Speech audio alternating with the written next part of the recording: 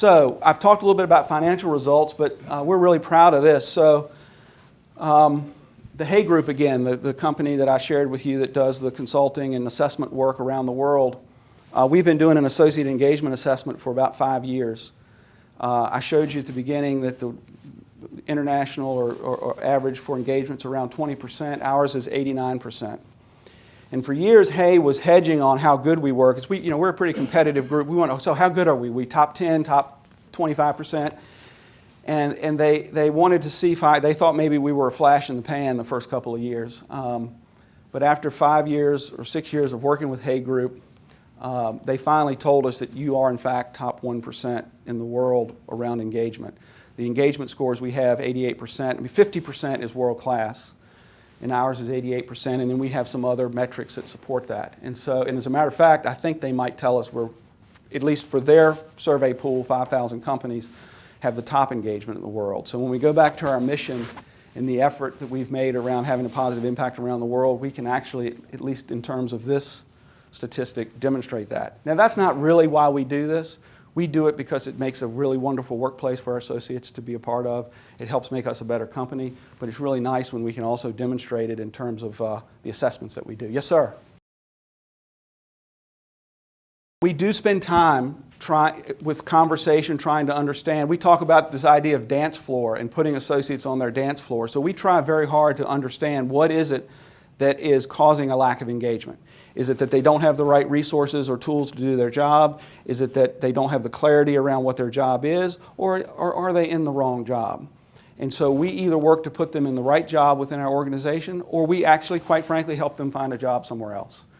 And I don't want to say 100% of the time, but I mean, the number of success stories of folks leaving luck and finding success elsewhere is really strong. So sometimes we're not for everybody, and so sometimes we have to help people find their success elsewhere.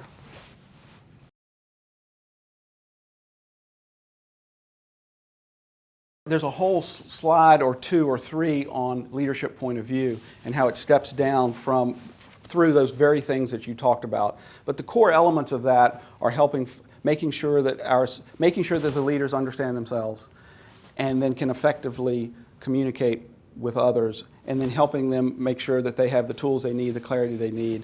So it is much more complex than, but again, this is a very simple view. So you are right. There's a whole body of work that sits between leaders, and there's a body of work that sits between a number of these steps.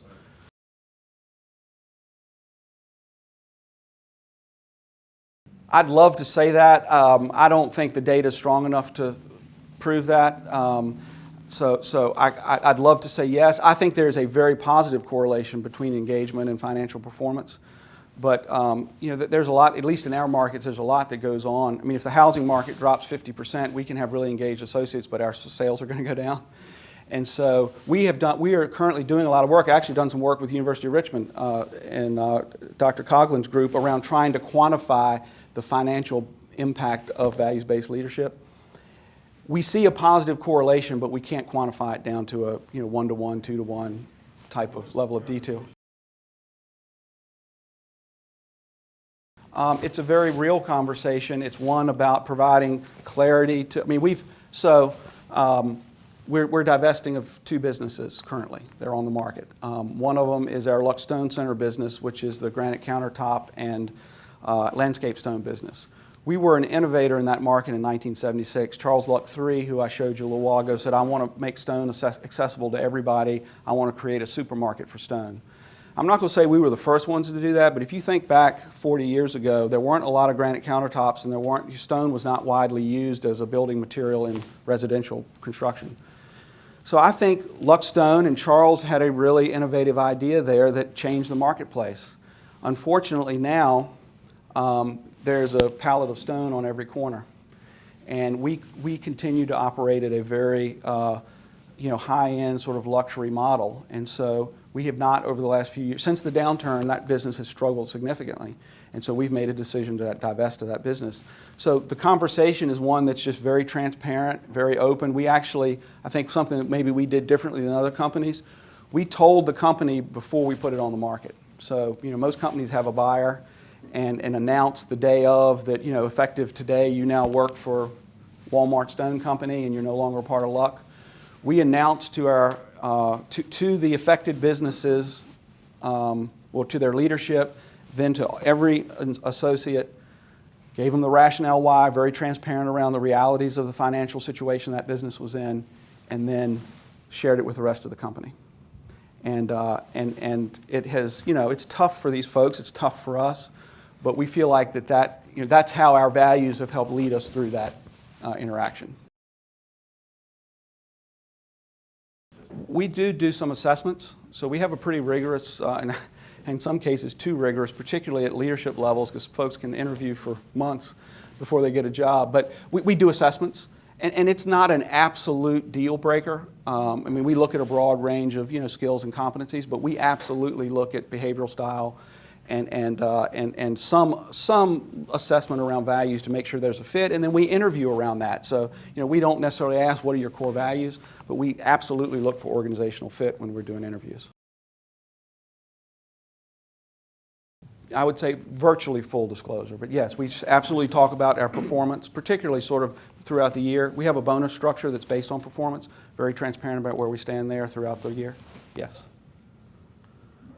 I think we're running a little bit short on time. I hate to cut this off, but I want to run through quickly because part of this is, so what can you do if you're interested? And I'm going to make this fairly quick.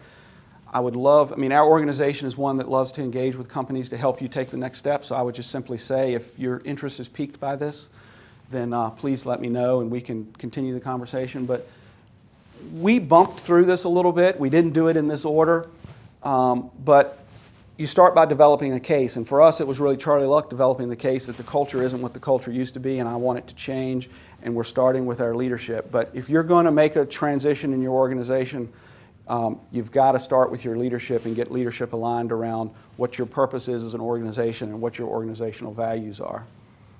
And then you evolve the code, and it's really important because that word is intentional. It's not make the code, it's evolve the code, because it will change. And we've gone back, our values have stayed the same, but we've evolved some of the behaviors underneath our values over time with the world that changes around us and as we change our focus. So the values stayed the same, the behaviors have evolved a little bit. So you develop the case, you evolve the code, and then again, we probably did this a little early. That's what we started with Guy Klumpner in the room, but assess and develop leaders. So make sure that your leaders have the knowledge, skills, and ability, understand themselves, understand others, understand your purpose, so that then you can carry that message throughout the organization. Operationalize and activate. So tools, rituals. This is a little bit about what you talked about. How do you get from VBL to an engaged associate?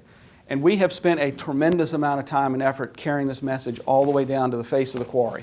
And to our vendors. We share this with our vendors. Some of our vendors have been very interested in what we do. And we have fired vendors before, not because they weren't the lowest cost, but because they didn't align with our values. So it is not just what happens inside our organization, it's who we choose to do work with. And then live, evaluate, and evolve. Execute, track, and then, as I said, make adjustments over time, because things will change. And then I'll close with this. And it sort of sums up, I think, what we've been talking about this morning. But if you have a core set of values, you exist for a purpose beyond making money, and I would submit to you that the making money will come. If you do this and commit to it, the making money will occur. And continually renew yourself from within, you will stand the test of time. So we're a third-generation family-owned business. The statistics for family-owned businesses transferring from generation to generations it's terrible, it's low. Richard Luck actually helped me build this presentation.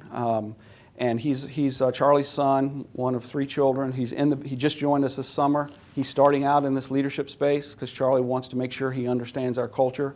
But he will go out into the field, drive haul trucks, run loaders, and work his way up through the organization and hopefully be our 4th generation. But in order for us to stand the test of time, we believe we need to stay true to this course in order to prepare the company for Richard in the next generation. So with that, I really appreciate your time. I hope this has been what you all expected when you drove here on a rainy day this morning. I would please, we can spend some time afterwards if you want to chat, or get in touch with me if I've piqued a little curiosity and you want to learn more. But thank you all very much for allowing me to be with you this morning.